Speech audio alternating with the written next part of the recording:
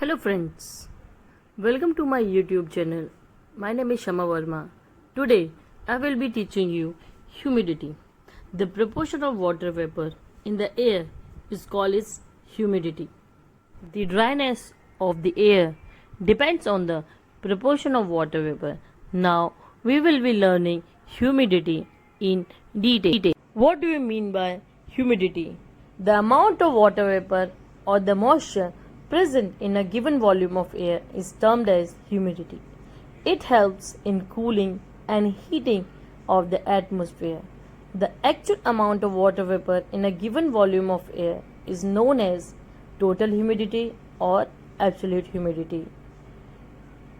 The ratio between the actual amount of water vapor present in a given volume of air and the water vapor, which the same volume of air can contain till its saturation level, is called relative humidity. Next is condensation. What is condensation?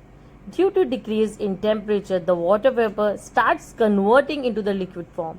This process is called condensation. Condensation has various forms. First, dew. On cool nights during winter, when the earth radiates heat and gets cooler, then the air which comes in contact with the cool ground also becomes cooler and the water vapor starts condensing over the grass, trees, leaves, etc., which could be seen in the early morning. This is called dew. Next is frost. When the temperature falls down to 0 degrees Celsius, the water drops forms ice crystals which are known as frost. Next is fog and mist. Fog is formed by the condensation that takes place on the dust particles floating near the Earth's surface. It can be seen during the peak winter season. Next is clouds. Clouds are a mass of minute droplets of water formed by the condensation of water vapors in the upper atmosphere. On the basis of this appearance and the attitude of which they occur, the clouds are classified into the following categories. First is nimbus clouds, second is cumulus clouds, third is stratus clouds, and fourth is cirrus clouds. Now first we will be talking about nimbus clouds. These clouds occur of low levels. They are dark grey or black in appearance. They cause heavy rainfall. Next is cumulus clouds. They appear like a cauliflower. They are often white or greyish. They are also the rain. Stratus clouds. They appear like the thin sheets in the sky. They are whitish and they hardly bring any rainfall. Next is cirrus clouds. These clouds look like the bird's feathers. They are often known as feathery clouds. They do not bring rainfall. Precipitation.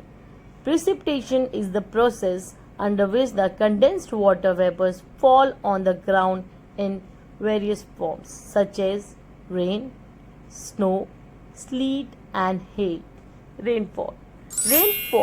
Rainfall is the falling down of moisture from the atmosphere in the form of liquid water drops. Rainfall is of three types: convectional rainfall, second is relief rainfall, third is cyclonic rainfall. First we will talking about convectional rainfall. When the air comes in contact with the hot surface of the earth, it gets heated, becomes lighter and start rising up. Thus convectional currents are formed. On reaching the upper layer of the atmosphere, the air starts cooling. Then the condensation takes place and clouds are formed. And if a critical temperature is reached, then the rain occurs. This is called convectional rainfall, as you can see in picture as well.